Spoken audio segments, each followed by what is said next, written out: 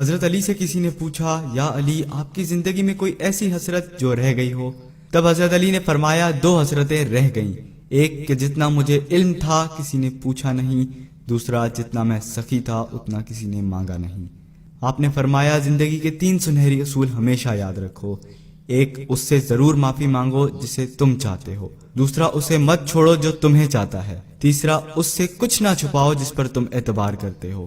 آپ نے فرمایا، دوست سے سنبھل کے دوستی کرو، ہو سکتا ہے وہ کسی دن تمہارا دشمن بن جائے، اور دشمن سے سنبھل کے دشمنی کرو، ہو سکتا ہے وہ کسی دن تمہارا دوست بن جائے۔ زبان کا وزن بہت ہی ہلکا ہوتا ہے، مگر بہت کم لوگ اسے سنبھال پاتے ہیں۔ آپ نے فرمایا، جسم ایک دکان ہے اور زبان اس کا تالا، جب تالا کھلتا ہے تو معلوم ہوتا ہے کہ دکان سونے کی ہے یا لوہے کی۔ زندگی تیز ہواؤں کی مانند ہے، جس نے اس کی آندھیاں برداشت کر لیں وہ کبھی غم کی گھٹا نہیں دیکھتا، سرسبز و شاداب باغ دیکھتا ہے۔ حضرت علی سے کسی نے پوچھا، یہ کیسے پتا چلے گا کہ جو پریشانی یا مصیبت ہم پر آئی ہے وہ اللہ کی طرف سے آزمائش ہے یا ہم پر اللہ کی طرف سے سزا ہے؟ آپ نے جواب دیا، جو مصیبت تجھے اللہ کی طرف لے جائے وہ آزمائش ہے، اور جو مصیبت تجھے اللہ سے دور کر دے وہ سزا ہے۔ حضرت علی کے پاس ایک یہودی آیا اور کہا، میں نے سنا ہے کہ جب آپ مسلمان عبادت کرتے ہو تو وسوسے اور خیالات آتے ہیں، جبکہ ہم عبادت کرتے ہیں تو ہمیں نہیں آتے۔ حضرت علی نے جواب میں فرمایا، اگر ایک گھر فقیر کا ہو اور ایک گھر امیر کا تو چور کہاں جائے گا؟ یہودی نے کہا، امیر کے گھر میں۔ حضرت علی نے فرمایا، تبھی تو شیطان ان کو ستاتا ہے جن کے دل میں اللہ ہو، جن کے دل میں اللہ کی محبت نہیں ہوتی وہاں شیطان کا کیا کام؟ آپ نے فرمایا، جب تمہاری جان کو خطرہ ہو تو صدقہ دے کے جان بچاؤ، اور جب تمہارے دین کو خطرہ ہو تو جان دے کر دین بچاؤ۔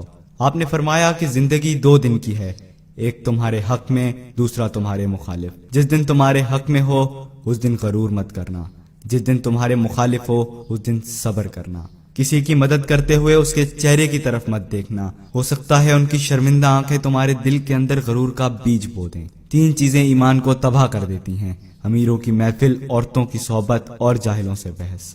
حضرت علی نے فرمایا، جانور میں خواہش اور فرشتے میں عقل ہوتی ہے، مگر انسان میں اللہ تعالیٰ نے دونوں رکھی ہیں، اگر وہ عقل دبا لے تو جانور، اگر خواہش کو دبا لے تو فرشتے کی مانند ہو جاتا ہے۔ آپ نے فرمایا، اپنے جسم کو ضرورت سے زیادہ مت سنوارو، اسے تو مٹی میں مل جانا ہے، سنوارنا ہے تو اپنی روح کو سنوارو، کیونکہ اسے تو رب کے پاس لوٹ کے جانا ہے۔ مومن کی مثال ترازو کے پلڑے جیسی ہوتی ہے، جس قدر اس کے ایمان میں اضافہ ہوتا ہے اتنی ہی اس کی آزمائش بڑھتی ہے۔ آپ نے فرمایا، اچھے لوگوں کی ایک خوبی یہ بھی ہوتی ہے کہ انہیں یاد نہیں رکھنا پڑتا، وہ یاد ہی رہتے ہیں۔ آپ نے فرمایا، رزق کے پیچھے اپنا ایمان مت خراب کرو، کیونکہ رزق انسان کو اس طرح تلاش کرتا ہے جیسے مرنے والے کو موت۔ حضرت علی نے فرمایا، رشتے خون کے نہیں احساسات کے ہوتے ہیں، اگر احساس ہو تو اجنبی بھی اپنے ہو جاتے ہیں، اگر احساس نہ ہو تو اپنے بھی اجنبی ہو جاتے ہیں۔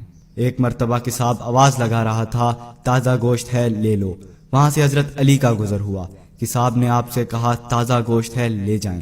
حضرت علی نے فرمایا، آج میری جیب اجازت نہیں دیتی۔ کساب نے بولا، میں آپ سے ادھار کر سکتا ہوں۔ اس سے آپ نے ایک بہت حکمت سے لبریز جملہ ارشاد فرمایا۔ آپ نے فرمایا، یہ ادھار میں کیوں نہ اپنے پیٹ سے کر لوں، جس کو میں جنت میں اس سے بہتر غذا کھلا سکتا ہوں۔ حضرت علی نے فرمایا، لفظ انسان کے غلام ہوتے ہیں مگر صرف بولنے سے پہلے تک، بولنے کے بعد انسان اپنے لفظوں کا غلام ہو جاتا ہے۔ آپ نے فرمایا، کوئی تمہارا دل دکھائے تو ناراض مت ہونا، کیونکہ قدرت کا قانون ہے، جس درخت کا پھل زیادہ میٹھا ہوتا ہے لوگ پتھر بھی اسی کو مارتے ہیں۔ آپ نے فرمایا، کسی کا عیب تلاش کرنے والے کی مثال اس مکھی جیسی ہے جو سارا خوبصورت جسم چھوڑ کر صرف زخم پر جا کر بیٹھتی ہے۔ آپ نے فرمایا، اچھا دوست چاہے کتنا بھی برا بن جائے کبھی اس سے دوستی مت توڑنا، کیونکہ پانی چاہے کتنا بھی گندا ہو آگ بجھانے کے ضرور کام آتا ہے۔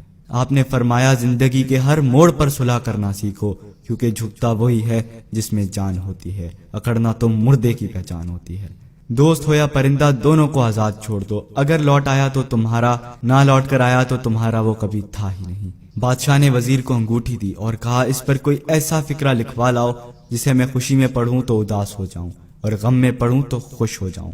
وزیر گیا اور انگوٹھی پہ یہ لکھوا لایا کہ یہ وقت بھی گزر جائے گا۔